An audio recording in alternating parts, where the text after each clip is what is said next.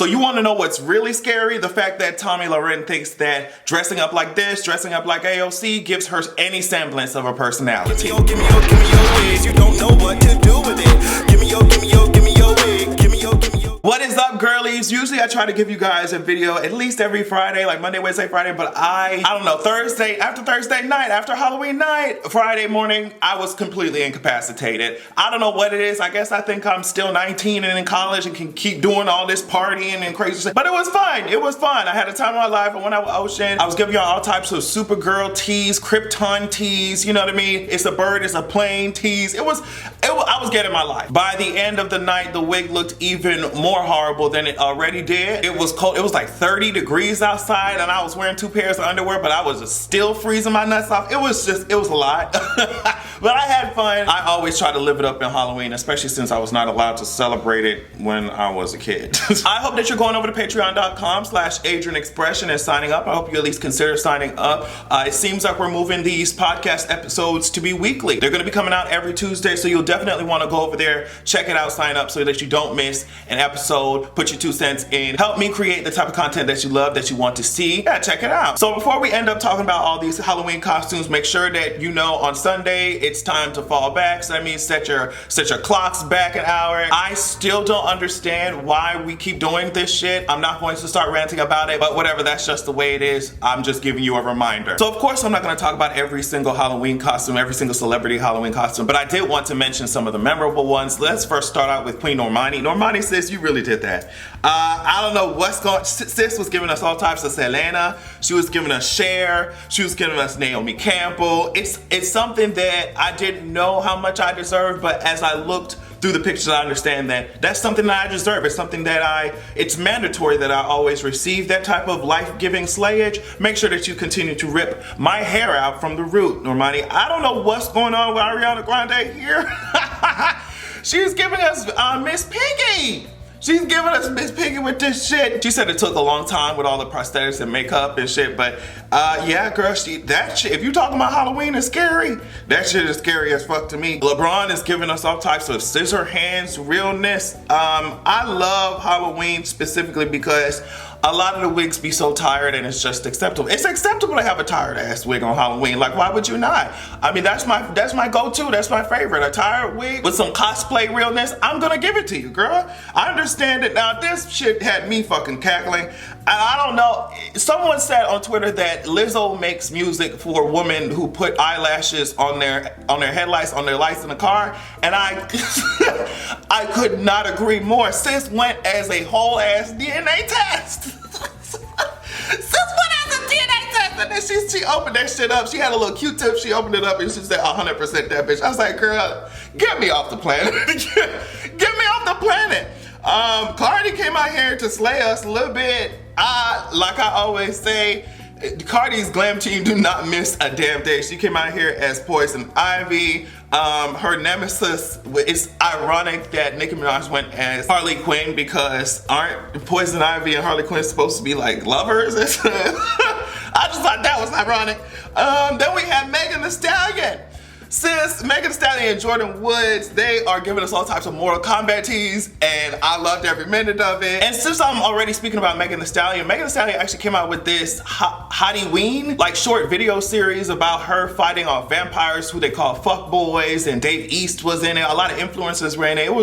It's directed by Tiana Taylor. It was like 3 episodes. It was really cool. I like the fact that Megan has that type of personality where, of course, she's a rapper, but she does shit like this. That's like adventurous and fun and very creative. So I don't know, I liked it. You should check it out. It's like 5 minutes each. Like each episode is 5 minutes each, so it's not like super long or anything. It was really cool. It was really cool. Anoxi gave us Storm, the Storm that we've been requesting. I mean, Storm is one of my favorite fucking heroes anyway. So when you do it justice like this, and the hair and the eyes and the body, it's just, she's already a model. She's a very successful model. So, I mean, it's a no-brainer that she would look amazing, but oh girl, it gave my nerdy ass all types of life. Then we move on to Miss Kelly. Kelly Rowland was giving us Donna Summer. Her body looks like it's floating in a cloud. Kelly is so beautiful. The fact that she gives us Donna Summer, and the fact that everyone has been saying that she looks so much like Donna Summer, that she should play her, you know. We love it when a costume makes this much sense. Now, since we're talking about things that make sense, let's switch to things that don't. I don't know what's going on here. What is Jay-Z? What is Jay-Z wearing? This wig. Nah, like I said, I ain't got no right to talk about nobody's wig, but this shit is hilarious to me. Anytime Jay-Z come out in these wigs or long hair or whatever, I don't know why it makes me cackle. Jay-Z don't even be doing anything, but he just, the way that he be posing and looking, and it just be funny as hell to me. I don't know why. It just makes me cackle. So, oh my God, and then here comes Janelle Monáe. This shit was creepy to me. I loved it though. But that's Janelle. She's gonna always give you something out of the box. Mariah Carey put this video up.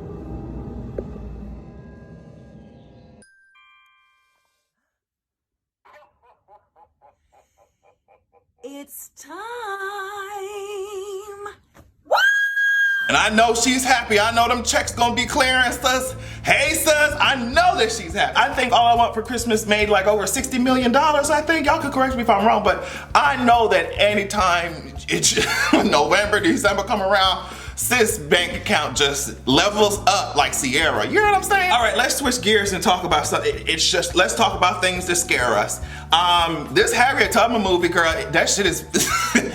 That shit looks scary to me. The way that people are describing it, and the people who went and saw it, and I already knew that it would be a little problematic once I saw the people who were behind it.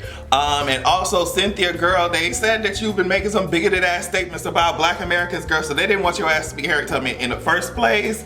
So now that was bad and bad enough. But then it came out, let me make sure I'm getting this shit right. But then it came out throughout this whole Harriet Tubman movie, they were just making shit up. They were just making shit up. And you know how oftentimes Black history, especially if it's in the wrong hands, gets rewritten to make certain people, white people, look a little bit better, make their behavior look a lot better than it was in the past. So apparently, one of the biggest villain in this movie, in this Harriet Tubman movie, is a black man, is a black bounty hunter that's trying to stop Harriet Tubman from fleeing the slaves. Now, we're looking up and down in Harriet Tubman's history, ain't seen none of that shit. We're looking up and down, all around, inside and out, upside down. We're looking, we don't see any of that in Harriet Tubman's story. What are y'all doing? And not only that, it goes further than that. Apparently a white owner was one of the sweet, just so nice to Harriet, just loved her so much. And I'm like, I'm so disappointed, but I'm not surprised at all. I knew I wasn't gonna see that damn movie, but it's just so, like every time, no matter how many times we say this shit, it's always somebody doing some weird shit like that. Like, leave Harriet alone, just tell the damn story. If you're gonna use it, tell the story and sit your asses down. Stop trying to rewrite it and whitewash it. Tell it how it is. That's all if you're gonna continue to be doing this slavery shit over and oh my God, if you're gonna continue to talk about, oh, they were whipped and beaten and chained, shit, okay, at least tell the story accurately. I mean, cause y'all act like there's no other history to the Black people other than slavery. I'm gonna start ranting, but yeah, so Not My Harriet was trending on social media and people were just dissecting it, taking it apart, ripping it apart. So I don't know, for those of you who have read up on the movie or maybe you went to see it, please let us know in the comments how that shit was because I am not surprised that they did that shit. So I don't know if you guys remember, but there was a video of this guy being arrested on the train. I mean, tons of cops, I think like damn near a dozen, went and tried to subdue this guy who had his hands up and was not trying to put up a fight anyway. And he was on the train saying, before he was getting arrested, he knew all these cops were coming for him. He was asking someone on the train to call his damn mama. And that's just, it's so heartbreaking. As they were tackling that guy, like I said in the video, they were coming at that guy like he was a fucking serial killer or something. And in all actuality, he was apparently arrested for fare beating or not paying the fare to get on the damn subway. There was another incident of two teenagers getting punched by a bunch of cops because they didn't pay or whatever, and they get tased and shit. And people are just like, just pay the fare, just pay the. I'm like, okay, even if you're saying that, which I don't, I'm like,